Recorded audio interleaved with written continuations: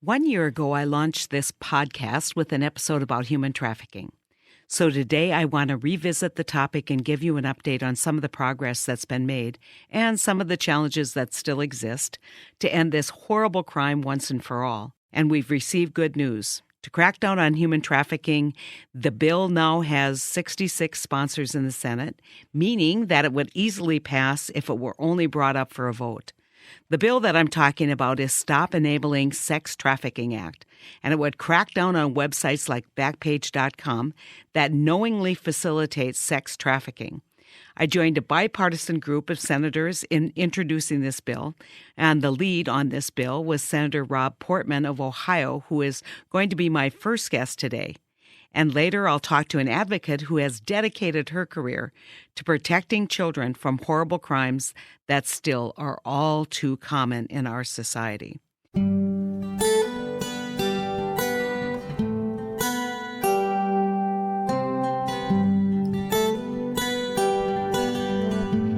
First up, we have Senator Rob Portman, Republican from Ohio. Senator Portman was elected to the United States Senate in 2010 and has become a leader on anti-human trafficking efforts. He led the Senate's Permanent Subcommittee on Investigations, which I sit on, and spearheaded a 2-year investigation into Backpage and its role in facilitating human trafficking on its sites. The subcommittee's investigation paved the way for our bill to crack down on sites like Backpage.com. And so, Rob, welcome to the Hot Dish. First off, you and I serve on a committee that doesn't get a lot of attention, but it has an incredible jurisdictional reach, and that's Homeland Security and Government Affairs. And you have taken over the mantle of chair of the Permanent Subcommittee on Investigations, which is an enormously powerful and important and very, very bipartisan committee here. And it's where really important work, oversight work, gets done in the United States Senate. And you and Claire decided early on to take on this issue of Backpage.com. Why was that? Well, first of all, thanks for your help on the subcommittee as well as the full committee and supporting our efforts on pushing back against sex trafficking. Over the years, I've done a lot of work in the area of drug addiction, and that connected me more to trafficking because increasingly, particularly with the opioid addiction problem, people are getting addicted or traffickers are making people addicted to kind of have that dependency to create that ability, then to have the trafficking that is unbelievably increasing in our country today. And to me, it's a stain on our national character. And I know in North Dakota you've been focused on that issue, and we've got it in Ohio too. So what we learned in talking to victims in Ohio of trafficking is that increasingly this was happening online.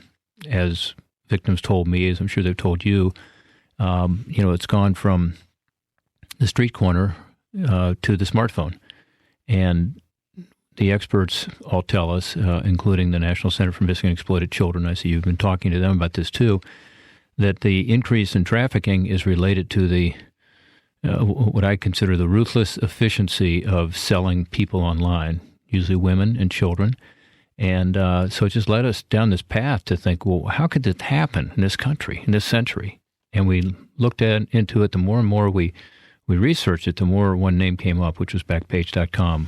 Found out about 3/4 of the commercial sex traffic goes under this one website. And that they, according to a lot of the experts, were engaged in illegal activity online. And how could that happen?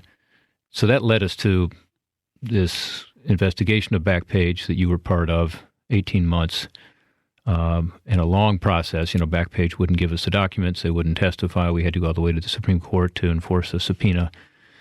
And after looking at about 1 million documents and a lot of good legal work, we were able to determine they not only were engaged in this activity, but knowingly engaged in selling underage girls online, actually editing ads that indicated they were underage so that they could keep the ad and keep the profit, but yet running the ad anyway. Incredible. And you've heard all the stories, but it's just, you remember the woman who testified before us who said her 14-year-old daughter had gone missing and she's gone for 10 weeks. The mom is so distraught. She calls a friend one day and says, "Can you help?" And the friend says, "Well, how about checking out Backpage? Because, sadly, that's where some of these kids that leave home, end up, and she finds her daughter on Backpage. Remember, she calls Backpage and says, I just found my 14-year-old daughter on your website. Please take down the ad and help connect me to her. And they said, well, did you pay for the ad? She said, well, no, she's my daughter. She's 14. We attend a lot of committee hearings, some more interesting than others, but one that is just absolutely will stay with me the rest of my life is when the principals of Backpage.com came before the committee and took the fifth, but smugly took the fifth. There was absolutely no remorse from these principals. They were willing to bank that money and somehow have convinced themselves that they're champions of the First Amendment. And it is so insulting. It's insulting on so many levels to think that you can, in fact, protect yourself from any kind of culpability or responsibility, either civil or criminal, by alleging you have a First Amendment right to sell children. Yeah. That I don't think that's what the founders thought when they created this freedom. But let's go to drafting the bill and the challenges you had. So we do the hearing. We know this is a problem. We know that it's not going to correct itself.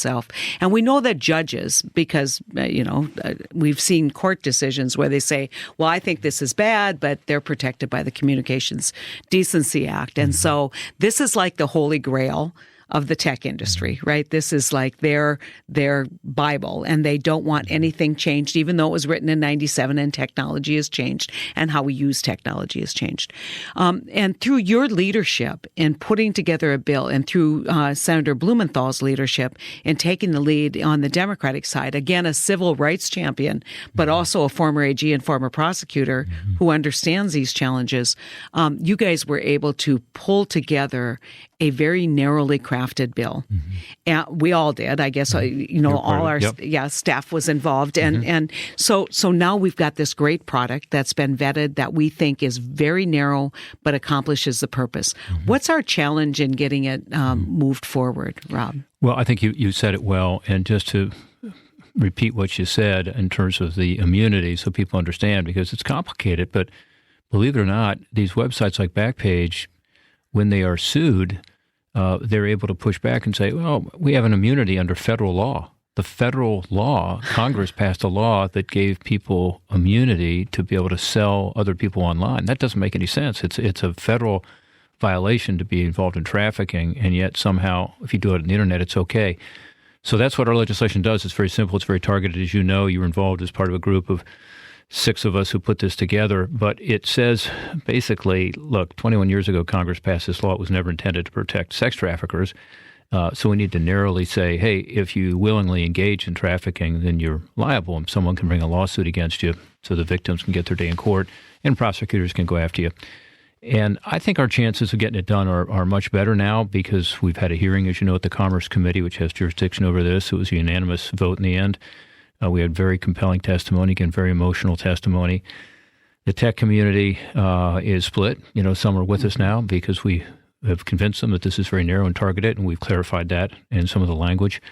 But some are still pushing back, and I do think it's wrong. I think these aren't bad actors in terms of trafficking who are pushing back. For the most part, they're companies that are not engaged in trafficking, and they're actually against trafficking, but they're protecting bad actors. And in that respect, they are part of the problem here. So we do have to get this bill to the floor. We are going to have to go through a debate and a battle on this because there's some colleagues who are taking the tech community position, which is you can't touch this holy grail, as you called it. But we'll win because we've got 67 co-sponsors as of today. And that's unusual in this place, as you know, better than me, to get the kind of bipartisan. The majority of Democrats are on it. The majority of Republicans are on it. And then we got to get it through the House and to the president for a signature. The House has a different approach. We think their approach doesn't address the online problem. And, we think their approach, which has different elements to it, could be helpful, but it doesn't address the issue that we uncovered after 18 months of serious, careful, intense investigation, which is that unless you deal with this immunity, you're going to continue to have an increase in trafficking because of this federal law that needs to be changed.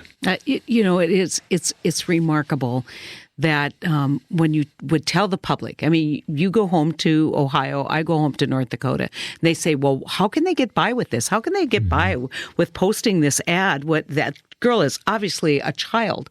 How do they get by with this? And you say, oh, federal law has been determined by some courts to allow this.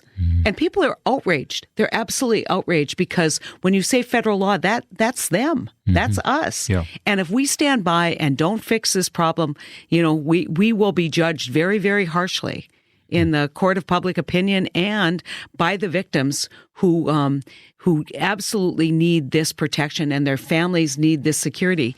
One thing that we've talked about is recovery from being a trafficking victim. I've done a lot of work with the Runaway and Homeless Youth Program. I've seen how kids get into this. Your path is through drugs. Drugs are obviously a huge, you want your next fix, then you better perform for me. Yep. Runaways are particularly vulnerable. So we know that we've got to prevent this, but we also know it's incredibly expensive to help people recover. And the heartbreaking stories from family members talking about how they aren't really sure that their daughter, even though they're now in their 20s, will ever be able to leave the house. I mean, it's heartbreaking. And so why shouldn't that family have the right to sue an organization that profited from selling their daughter? Yeah, that's all we're saying here. And you're right. I was with some folks this morning from Ohio who work in the mentoring of foster kids. And, when kids graduate from foster, the emancipation age, 18, often, they're out in the street. I mean, they really don't have a home. They don't have a job. They aren't going to college in some cases. And this program is, and these people I talked to today they're attempting to provide that bridge to something else, whether it's a job or school. And they talked about trauma and the enormous, I should say, cost and personal cost that's associated with trafficking. And think about it. This girl who's 14 years old has been trafficked and raped repeatedly. Her life is forever changed. And can she come out of it? Yes. With a lot of support and proper treatment, yeah. But it takes a lot of effort and time, and the human cost is just incalculable because it's one of the most horrible traumatic experiences you can imagine. So what we've got to do is prevent this from happening by shutting down this online auctioning of people, which is really what it is. It's almost, like a modern day slavery in that sense, and get a much better prevention message out there so that these young people know that this path, which is, again, sometimes connected with drugs, sometimes not, is going to cause their lives to be changed in negative ways forever. And again, it's not that people don't come out the other end; they do. And the stories of success are heartwarming and inspiring, but they're also just a lot of really heartbreaking stories. One thing that, I just want to give a shout out to the McCain Institute and Cindy McCain in particular. No one nationally in this country has given as much exposure to this problem and has been, that organization is so incredibly committed, the McCain Institute, to looking at every level of this problem, prevention all the way to prosecution and recovery. But people say, well, it doesn't happen where I am. This doesn't affect me. I was just talking to the service provider in my state, which happens to be my sister, I have to confess. And I asked her how what's the youngest victim you've had that you've been working with, victim of trafficking? She said 11. Think about that. Yeah. How does an 11-year-old recover? And we're finding out more and more, and I maybe want to introduce you in my trauma bill, because I've been working very hard to try and make sure that all of our federal programs are trauma-informed, because when we don't address these traumas, we're only treating symptoms long-term. Yeah. And so, but we know from the work that we're doing now in trauma that there are neurological changes that happen. This isn't just a behavior, mental health issue. We have neurological changes as a result of the exposure to toxic stress or trauma. And so a pound of prevention, getting bad guys off the internet and getting them culpable and responsible. An ounce of prevention is worth a pound of cure. Yeah. And stopping these children from being exploited to begin with is going to take everybody. And the good news, I want everyone to know that this is an incredible project here in Washington, D.C. that is bipartisan. It's bicameral, even though I don't agree with the House bill. Mm-hmm. But it is a very, very high priority. And I know you're pushing the majority leader to get you floor time ASAP on this so that we can move it and get it done this Congress. Yeah, I hope next time people learn about this issue, it will be because we're on the floor of the Senate in the next few weeks and actually having this debate and understanding, we're going to have some pushback. We'll also have the opportunity to increase people's awareness about this issue all across the country. And it does happen everywhere. And, I know that some people do say to me, Rob, this is something that happens in Asia or Africa. This is about trafficking international kids, right? And I say, no, it's actually not. I mean, there are immigrants who come to this country, some illegally, who get entrapped in this. And that's part of the traffickers' technique is they take illegal kids and tell them, we're going to go to the authorities unless you do this, perform this act. But it's also, unfortunately, in your suburban neighborhood, your urban neighborhood, if you live in the country, your rural neighborhood. I mean, it is everywhere. And it's in Indian country. Yeah, I can imagine. Yeah.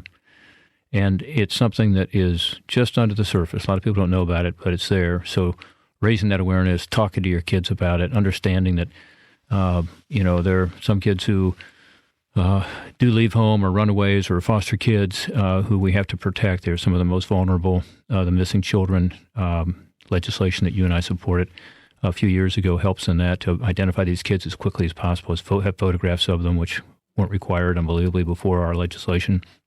That's all important. But I'll tell you another story. It's about a suburban girl who gets mad at her mom, because she doesn't get good grades one quarter of school, and she goes to the mall and she meets another girl who says, hey, come to this party.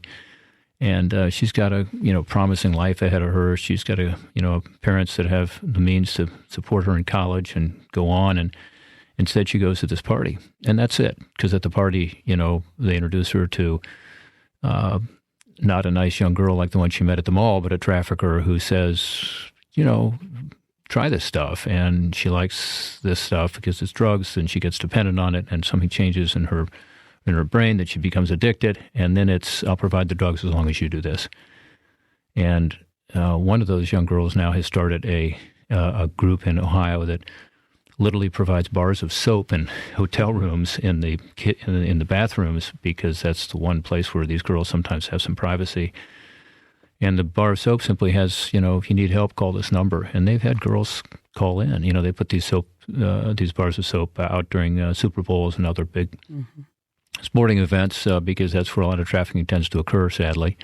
So that's another story. It has to do with all of us, and it could be the family next door. So everybody needs to be involved. There are so many innovative ways that the nonprofit community is working to do the outreach to make sure the numbers there. Just my own story, a woman who is on the circuit, right? So they come up from Chicago, from Minneapolis, and, they go to Grand Forks, they go to Fargo, start in Fargo. She sees an ad on a bulletin board in a truck stop saying, anti-trafficking ad, call this number. She memorizes the number. The next time she's in Fargo, not that time, she calls ahead and said, I'm going to be at this truck stop. Can you have someone there to pick me up?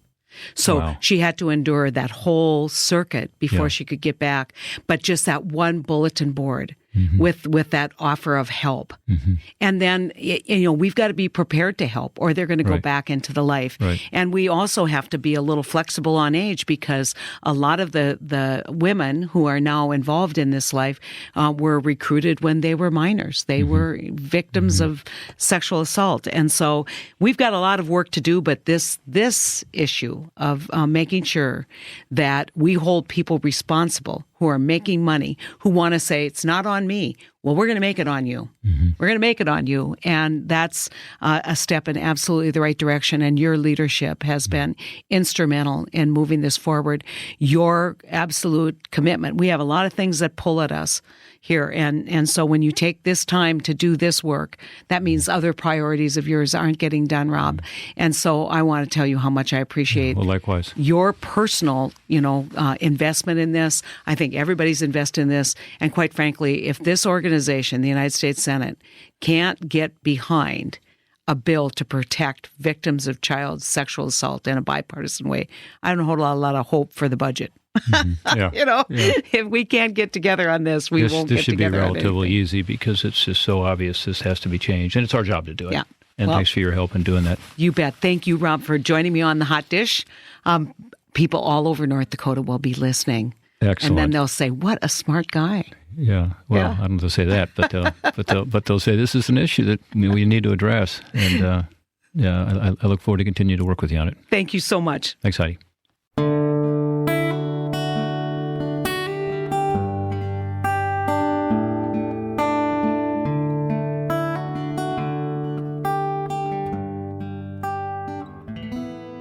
Yota Suris is the Executive Director and General Counsel of the National Center for Missing and Exploited Children.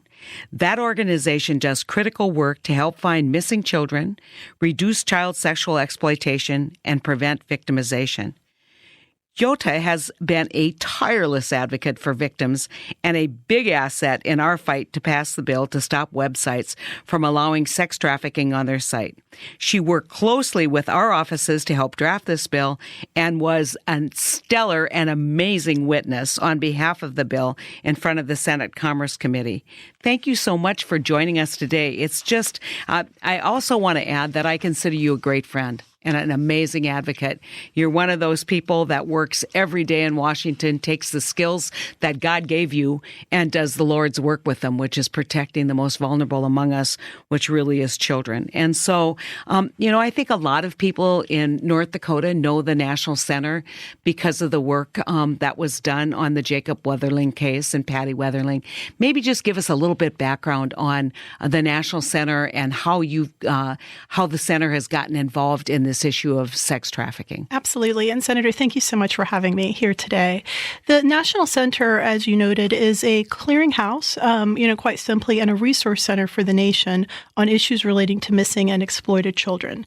So, as you noted, our work focuses on, issues of prevention and assisting on missing children cases, but also on exploited cases, whether that be online through child pornography or more recently to try to address and attack the problem of online child sex trafficking, which we're here to discuss today. Yeah, I think one of the things people don't understand is the role that runaway and missing kids play in this issue of human trafficking. So just give us some sense of why a group that was looking for missing kids automatically has to get involved in something like trafficking. Absolutely. Well, several years ago, we started to see this alarming correlation between our runaway population, who were being reported to us, were showing up on the exploited side. Were showing up as being sexually exploited online or being sold for trafficking. So at that time, we created a unique analytical team to start attacking really the merger of those two crimes against children. And we've come up with some really alarming statistics. Last year, for instance, we know that 1 in 7 runaways reported to NCMEC was likely a victim of child sex trafficking. So the correlation is very high between those two populations. It's just a very, very high risk factor, runaway and homeless youth. And that's why we've been pushing in my office to the reauthorization of the Runaway and Homeless Youth Program. The earlier we can get these kids off the street and into some kind of controlled setting, the less likely they're going to fall victims and prey to predators. But one of the issues that you experienced in trying to do this work and identify these kids is running full on into Backpage.com. And can you just explain how Backpage initially wanted to convince you that they were your friends? Sure. So as you noted, and as I just explained, we started to become aware of this issue of online child sex trafficking. And really started to see it move online. And where we started to see it move online, principally several years ago, was on a website called Backpage.com. And as a clearinghouse, we communicate and interact with many organizations and companies. And Backpage was a company that initiated discussions with us several years ago regarding trying to make sure their site was safe for children, not carrying child sex trafficking ads, et cetera. And over the course of a few years, we did engage in good faith in those discussions. We provided numerous recommendations. We provided examples of ads that were showing up on their website that we were receiving reports about, children who were being trafficked. And it became apparent to us probably 4 or 5 years ago that Backpage simply was not interested in instituting any of those remedial actions that we were recommending. In fact, the evidence proved contrary. And I think that's one of the great things that was done by the Permanent Subcommittee on Investigations when we looked into it. Not only were they not willing to work with advocates, they were complicit. And quite honestly, the findings of PSI, some of them were issues that we were seeing in our own work at NCMEC, but many were quite alarming, especially, some findings that suggested they were actually limiting the number of ads being reported as children to NCMEC. Extremely alarming for our staff to read that. Absolutely. And when they were confronted with this, it was nanny boo-boo, you can't get me, the First Amendment protects me, and the Communication Decency Act protects me. And somehow, for me, it is so abhorrent to think that the Communications Decency Act, an act that was passed by Congress to really address open access to an information marketplace, and the First Amendment were being exploited so that they could make money from people who sold children on their website. Absolutely. There's really no more offensive argument in this ongoing debate around SESTA and around these issues than this invocation of our First Amendment rights or our free speech rights to protect the sale of a child for rape and sexual abuse. That is what we're talking about, plain and simple. Child sex trafficking is criminal conduct. As we all know, it is criminal conduct across the U.S., in every jurisdiction, in every circumstance where it happens. It has no legal or constitutional protections. But I think a lot of lawyers and participants in this debate over SESTA, though, have...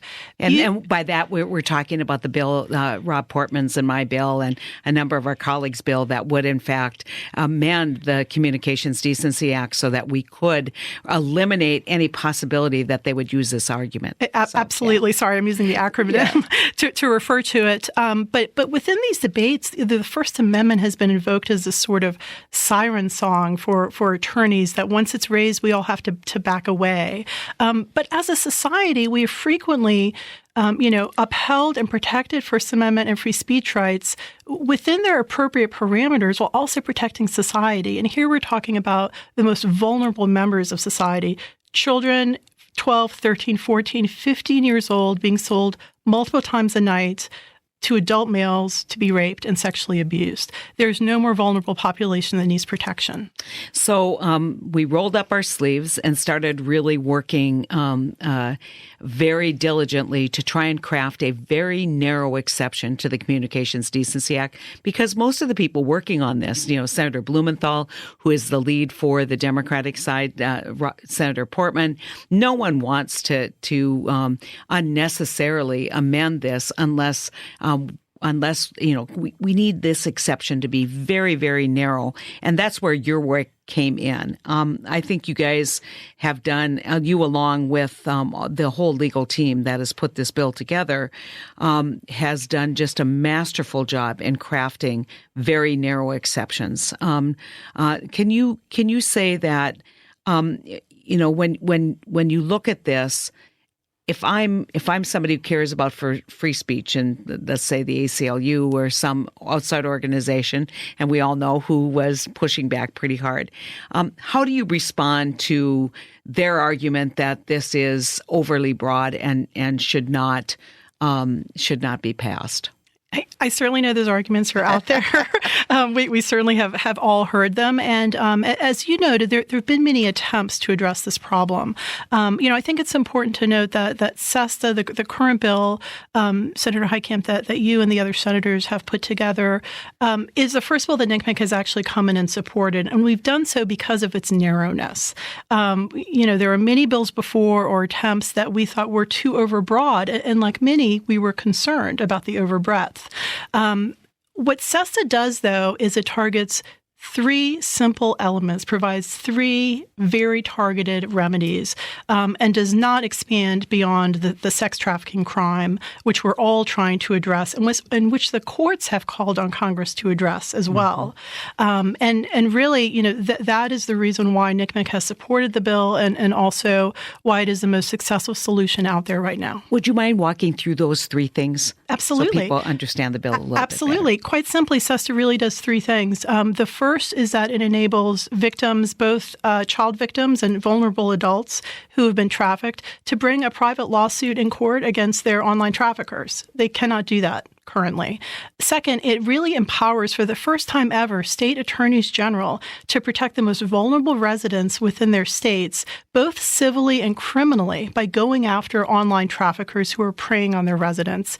And third, it provides a small bit of very clear guidance to the courts, which they have asked for, indicating to them that when a website knowingly facilitates the trafficking, basically the sale of a human being for sex, they can be held liable for the harm they cause.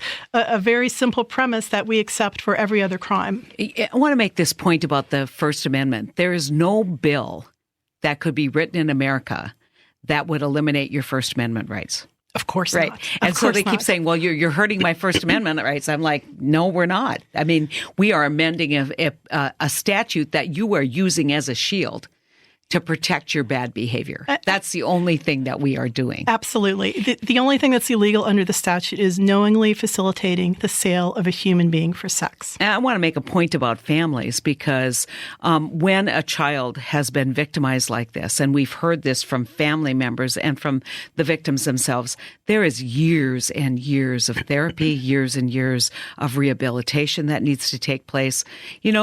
Backpage has made millions and millions of dollars. Maybe they ought to pay for some of that treatment. And when people say, well, they didn't know, let me tell you, when a mother calls Backpage.com and says, you're advertising my 16-year-old daughter, take the ad down. And the response is, if you didn't pay for the ad, we're not going to take it down. That clearly demonstrates that the profit motive is much more significant and important to that organization.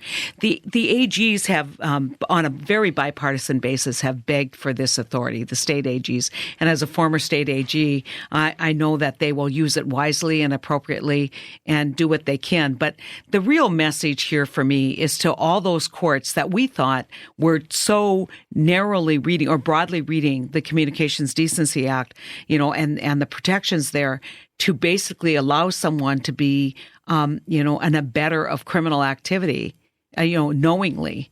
I think that the courts will definitely use that opportunity to right the ship and basically protect the most vulnerable. I think they absolutely will. And I think some of the confusion with the courts is, as you noted, the Communications Decency Act, which is being used, was written in 1996 and it hasn't been amended since then. So courts are trying to, put a round peg in a square hole in many ways. They're using the Communications Decency Act, which talks about publications and editing content, to apply to a website. We simply have to stop using a 1996 law to try to fix a 21st century problem. It doesn't work. And you don't have to comment on this, but I will. I am very concerned that the vehicle that moved forward to solve this problem be the Senate vehicle. I am convinced that the bill that's being considered in the House not only doesn't do what the Senate bill does, it may create even more harm and more protection for organizations like Backpage.com. And, it may sound proprietary or like I'm turf protecting, but I care so much about getting this bill done. Now, I'm going to turn to something else other than the bill because it's an argument we get all the time. Backpage.com is not on the dark web, not yet, although I think we have some evidence that from the Philippine collection of data that we have a bigger problem internationally than what we thought. But Backpage argues that if we wouldn't do it on this very public and open bulletin board, it's just going to go to the dark web, and it's going to get harder and harder to basically hold more and more people accountable. And we're the good corporate citizens, and you're passing this so-called business on to even to really bad guys. How do you respond to that argument? I think I have two responses. First of all, everyone needs to understand that trafficking is a commercial exchange. It is not a gratuitous, I'm putting something up on my website. It requires a seller and it requires a buyer, and it requires a lot of buyers. And the way you do that is you have a public open website. If a website like this goes to the dark web or is heavily password protected, et cetera, its clientele falls off. It is much harder to attract customers. And as you noted, there is a profit margin. This is a marketplace, plain and simple. That's all this is. It is there to make money. So if you take it to the dark web and, that argument that it'll go underground, quote unquote, to me simply doesn't ring true, because you cut off your client base, you cut off your profit margin. So I do not see that being a viable problem that could arise. Frankly, if it does, there are enough advocacy groups and law enforcement who have unique technology that they are looking at the dark web and other possibilities around that area as well. So the dark web will not stay dark forever. I think one of the other issues around that, which is similar to the issue of, well, just like you said, it's open and public, let it just stay there. It's not hidden. Every time an ad goes up for a child, as we know and as we've heard from many victims, the phone rings off the hook with Johns to buy that child. So an ad that doesn't go up for a night or a week, or if it goes to the dark web and it only gets half as many phone calls, that is half as many times that child is going to be purchased and raped that day or that night. And from an advocate's point of view, that is tremendously valuable, of course. There simply is no positive argument for saying, well, it's out in the open. What's out in the open is the possibility for that child to be purchased, to be raped and abused. I can't say it strongly enough that this is reprehensible, that, we're sitting in the hearing and you did such a great job. And I remember looking at your face as Backpage.com was at the Permanent Subcommittee on Investigations and saying the things they were saying. I mean, and with the attitude of, you can't catch me. And I thought, yeah, we can. You're a really bad group of people.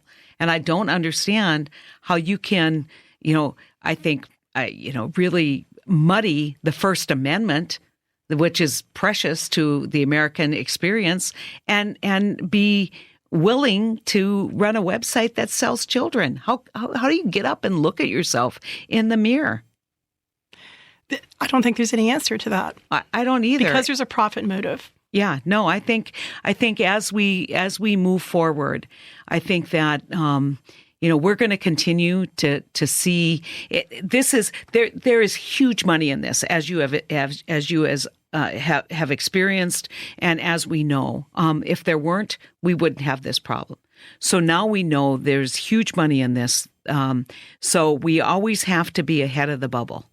Because if we push here and we get this done, it's going to pop up somewhere else. Absolutely. It's called, the perpetrators will always make sure there's a supply by exploiting children.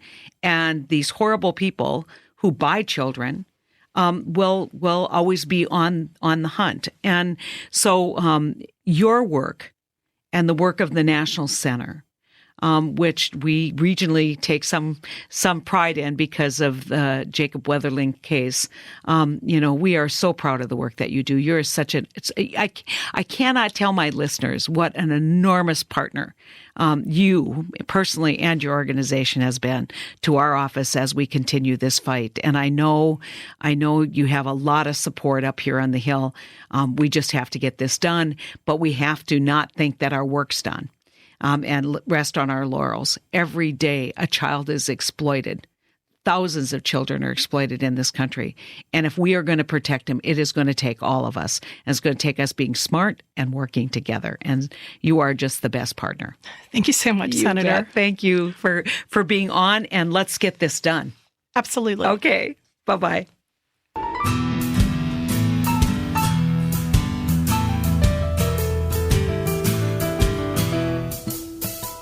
I'm hopeful that we've gained enough bipartisan support to pass our bill in the Senate, and Senator Portman and I won't give up the fight. I truly believe there's enough members in Congress who want to put partisanship aside and do what's right for our children and every victim of human trafficking. Thanks so much for listening to this helping of The Hot Dish.